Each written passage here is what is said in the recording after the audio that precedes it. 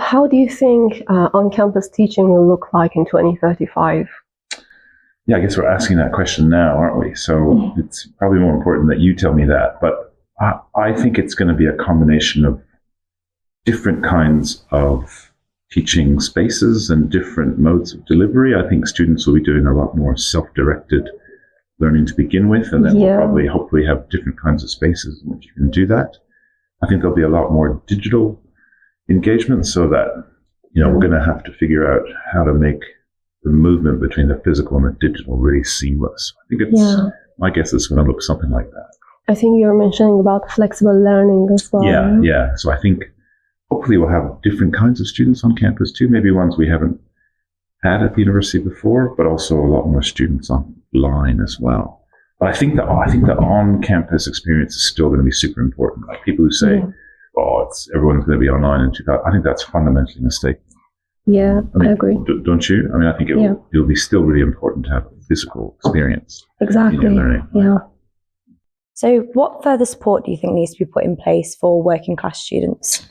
I think there's two kinds of support, because we want to see more diverse students on our campus, including more working class students from all different kinds of backgrounds. So I think financial support's critical. So we need to increase the amount of bursaries and grants that we give our students, and especially students who are coming from more challenging financial backgrounds. I think the second thing, though, is how do we get students who haven't grown up in an environment where university is the normal thing to do? How do we get them comfortable and seeing this as their place? I think that's probably, the finance stuff is hard, but that's really challenging too. So how do we create programs in the schools so that we're talking to young people before they get to us? I think we probably need to provide more support there, so they feel like this is my place. I think those are the two areas.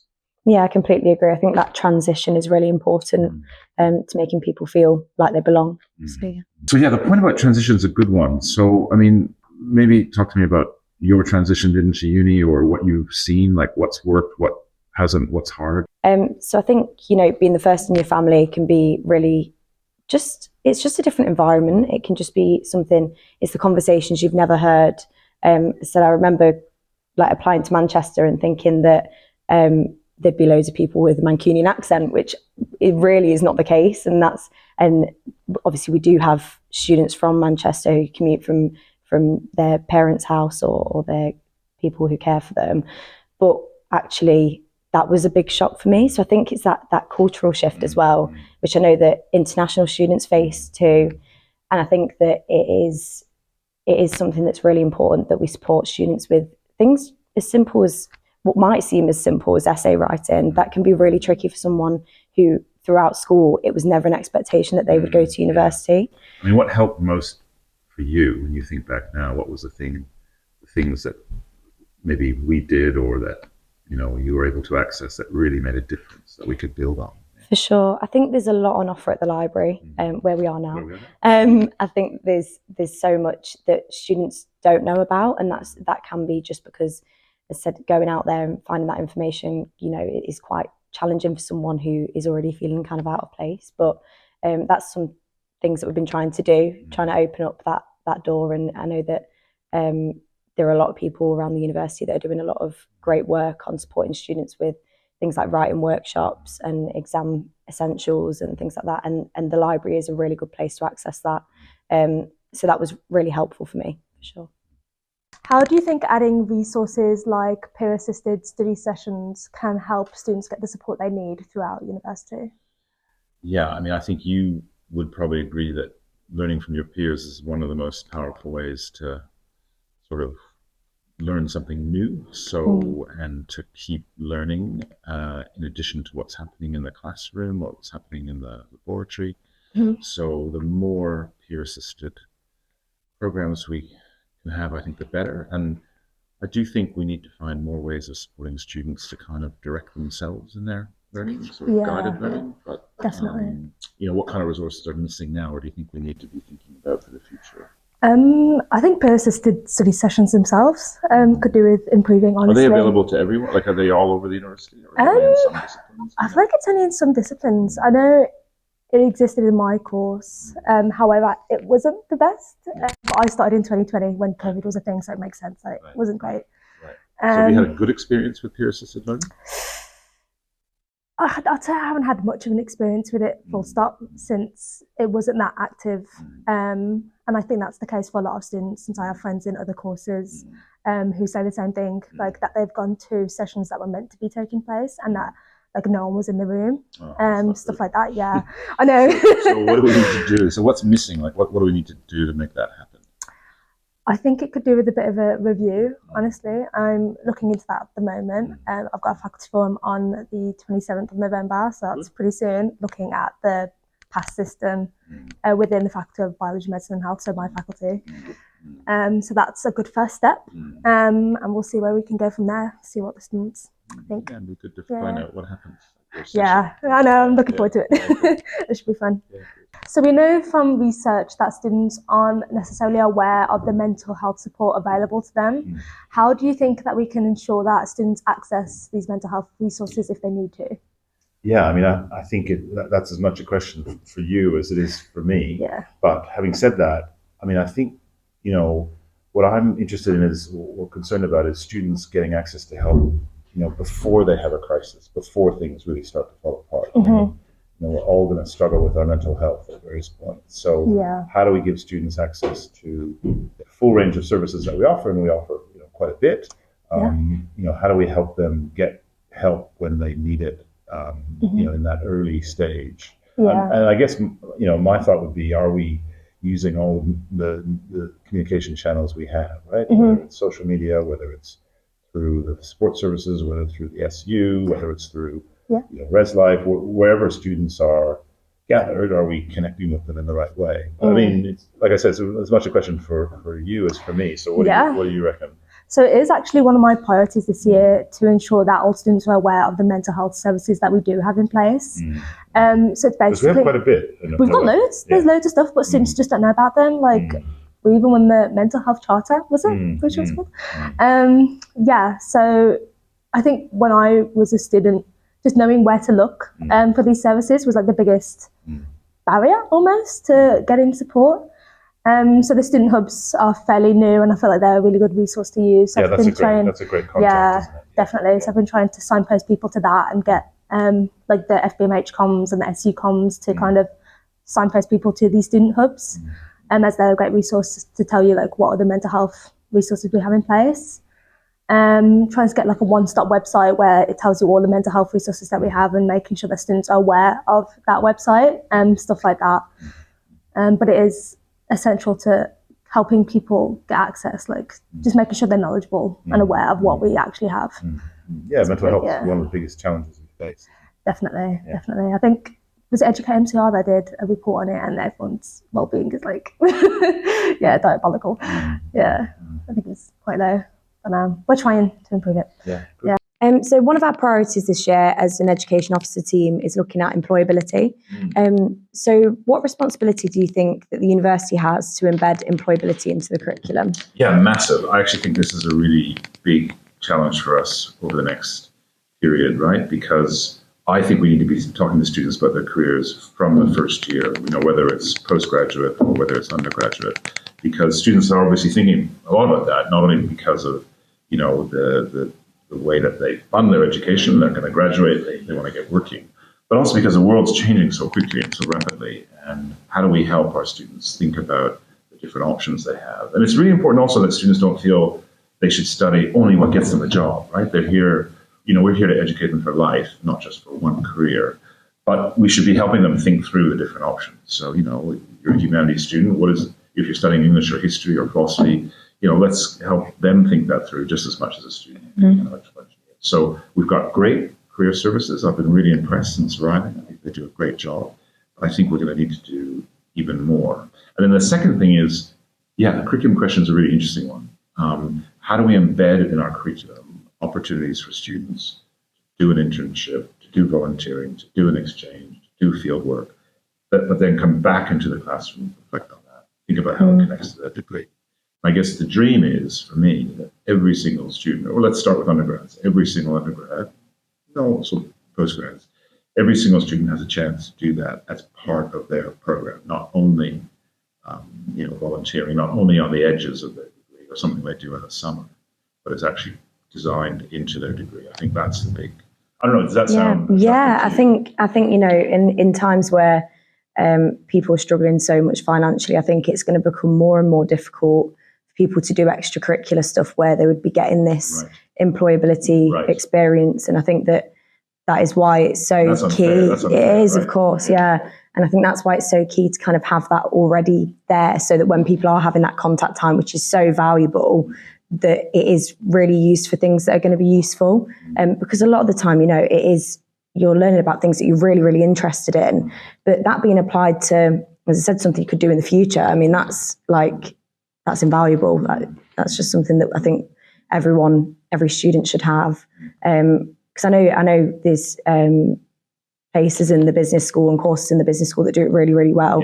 But I'd really like to expand kind of outside of that. No, so exactly right. And I guess the other thing we're thinking about is, are there things that all our students should have access to that maybe they don't have access to now through their particular program? So like entrepreneurship, for example, I mean, students can access that in different ways, but, do they have access to it? Does every student have a way of plugging into that? I mean, what do you think? What are the things that you think students want to sort of be skilled up in terms of after they graduate? I mean, do you think there are things now that we're not providing that students are really interested in? Or I think I kind of even thought about this, and I think this is something in even further education that should be provided. But I know that, kind of the education sector as a whole is really struggling at the moment. But I think there's things to do with just life skills that are really, you kind of come to university and you're like, I've never learned how to pay a bill, but I've got to do that now.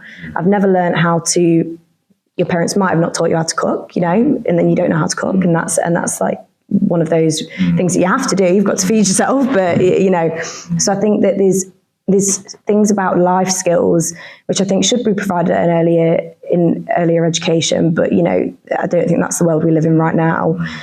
But I think that at university, I do think that employability, kind of the personal attribute stuff is really, really important, because you can learn how to apply for a job and create a CV and things like that, but how do you apply all the skills you've learned over 3 to sometimes 7 years? People have been at university for way longer than 3 years.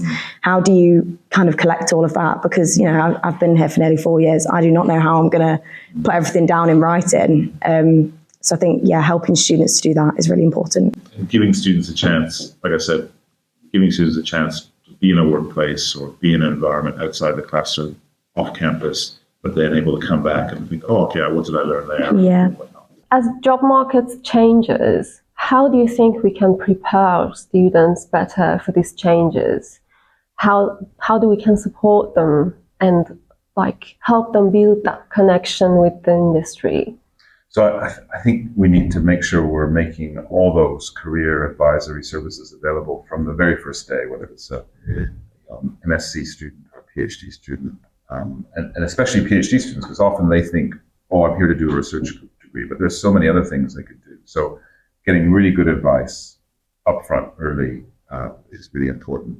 I think the second thing is really building in that work experience, volunteering, field work, exchange, whatever it is, embedding that in degrees and programs so students don't have to have the resources already to do those things before they come, or have to work and then they don't get the same opportunity as another student who doesn't have to work to do those things. So how do we embed that in the program right from the beginning? There's some good things happening now, but how do we do that at scale across the whole institution? I think those are two things I think. Yeah, that's amazing.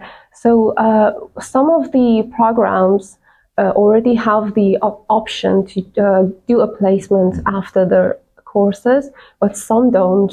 For example, if you're doing an MEng program, you can choose to do a 1-year industry after you finish your studies. But if you do a BEng, you can't.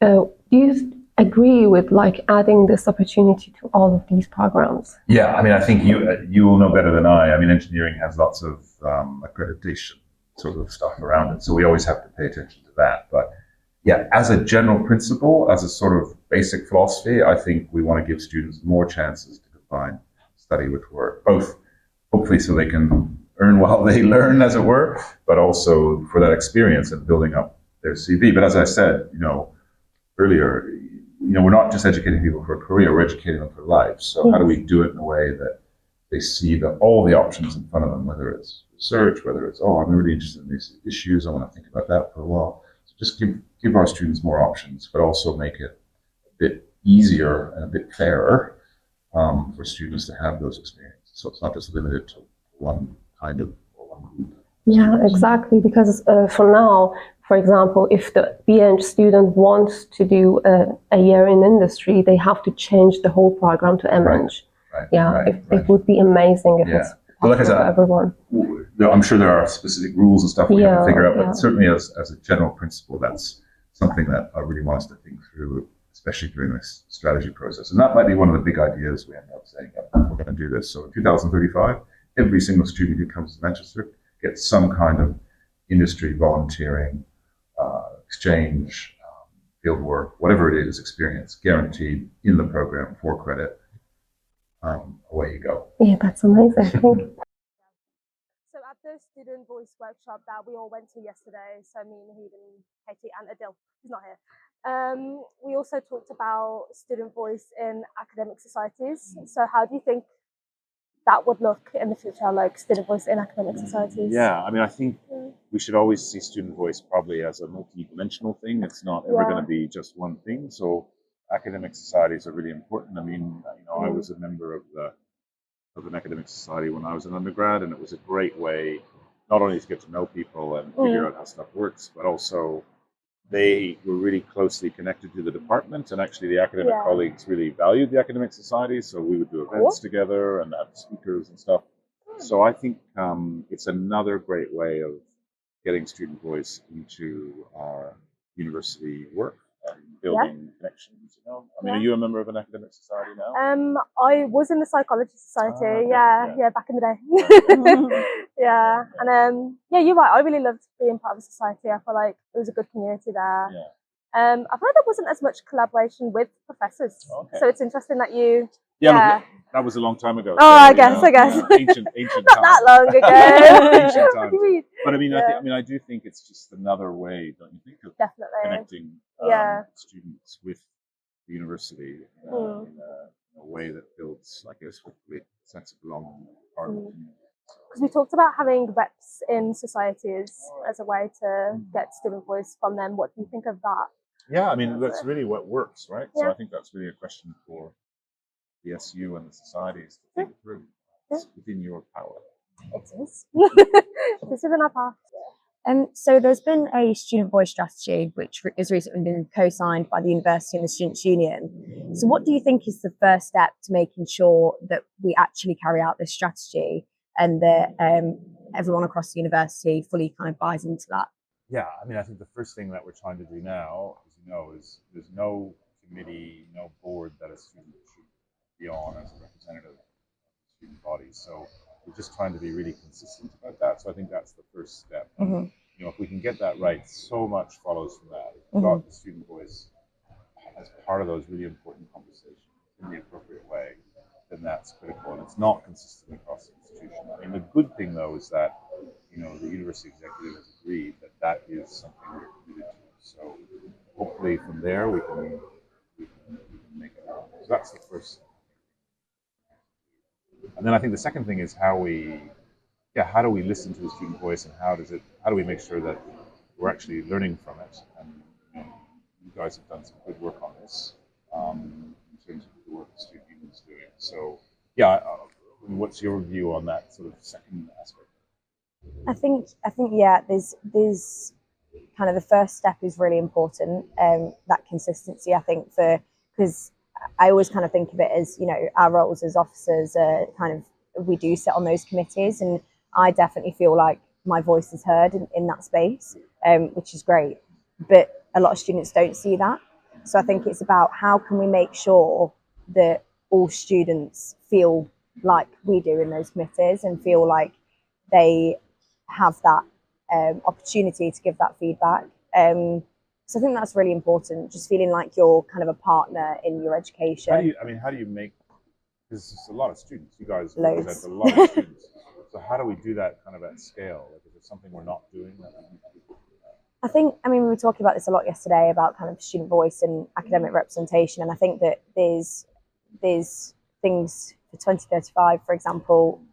Is there a way of easily just being able to give feedback, and then an academic who is teaching you being able to respond to that really quickly? Because we find that I think it was 37% of students feel that they can't, that their voice isn't heard at a university level. And then I think it's around, I know, and it's around 57% at a course level, which is better. But I think that we could get that to 100% for sure. Just with kind of using the technology we have now, and just using is there some sort of app where we can kind of have that sort of messaging, I suppose, that's a lot quicker and easier? Because I mean, I find Teams really easy to use, but I know that, as you say, at scale, an academic getting 1,000 messages from students will be really unhelpful. So it's how do we do that and scale it to the institution? So. Good challenge.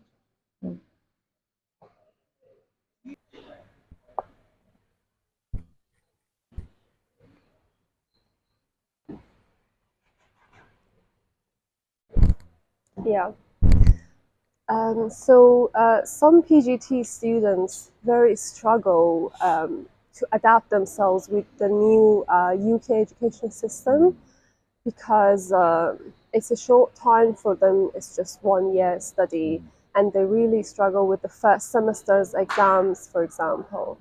How do you suggest we can support them on this? Yeah, I mean, I'd be really interested in your ideas on that front. I mean, again, I think the more we can help students before they arrive would be really important, and making sure when they do arrive, they can get access to the information they need in one place or in as few places as possible. Yeah. Again, communication is really important. I think students, I was an international MSc student myself. I came from Canada to London, and I remember, you're kind of trying to figure out a system, and you're trying to find somewhere to live, and you're meeting new people, and you're adjusting to being a master's student. So how do you help students with that and the expectations? So it's all about communication, I think, and giving them information in as efficient a way as possible. But I don't know. Yeah. What are you working on in that front? It's some sort of transition for them. So why don't we give them a period of time for these transition to help them adapt, and then having different plans for them in these period of transition. I think naming it. I think, as you said, this recognizing that it is a period of transition and thinking about it from their perspective. Maybe that's something we can. Exactly. Maybe we can ask students what are the challenges they're facing, and then try to plan some support programs for them. Yeah, great idea. Thank you. Is it okay though? No. So we had a workshop yesterday. It was like someone travels from 2035 and how student voice is there for them. So we were talking about having an application provided for everyone, like an integrated system for them to provide feedback and have a voice every second, and then handled immediately by AI. What do you think of that? That's really visionary. I do think technology for a university of our size and scale has to be part of the solution. And of course, the other thing I'm really interested in is how do we be a leader in making it also human-centered technology. So, how do we make sure that the humans are not only in control of it, but it's serving our interests, So I think that's a really interesting idea. I mean, how do we harness, technology to connect students with, the academic colleagues more efficiently, more quickly, in real time. And AI has to be part of the solution. So I think we should, drop that one into the strategy box and see where we go. So that's maybe you can help build the app. Yeah, You're definitely. A chemical engineer. I can ask someone around. That's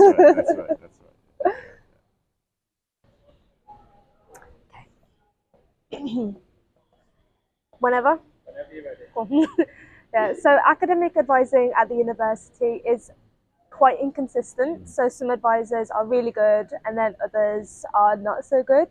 How do you think that this academic advising system can be improved? Yeah, that's a good question, and it came up at an earlier town hall that I did with Lexi and Isha. I mean, it's a hard one because I think we have to decide what's the best system for academic advising. Right now, we ask our academic colleagues to do academic advising, and as you say, some of them are brilliant at it. Yeah. But a lot of it is a bit patchy, as you say. So I think the first thing we need to do is, are we happy with the way we're distributing that kind of work now? Does it kind of work? What are students telling us? What are our staff telling us, right? Because I know my colleagues really care about it. And then secondly, and if there's a different way of organizing it, maybe we do that. Mixed model or a different model altogether. And then I think the second thing is, for me, it's really important that everyone's clear about expectations. Like, the student needs to know, what can I expect to get from my advisor? And the advisor needs to know, what are my responsibilities vis-a-vis the student? Definitely. I mean, what do you think? Do you have ideas? Yeah. So when I was a student researcher last year, I actually took part in a big research project looking at academic advising at the uni. So my name's on that paper, which is nice. And there's loads of recommendations there. Yeah, honestly, it was great. So there's loads of recommendations there, which I think would be really good steps to improve the academic advising system. For instance, stuff I'm working on this year, like pre-advising questionnaires, making sure that students know what they can go to their advisor for.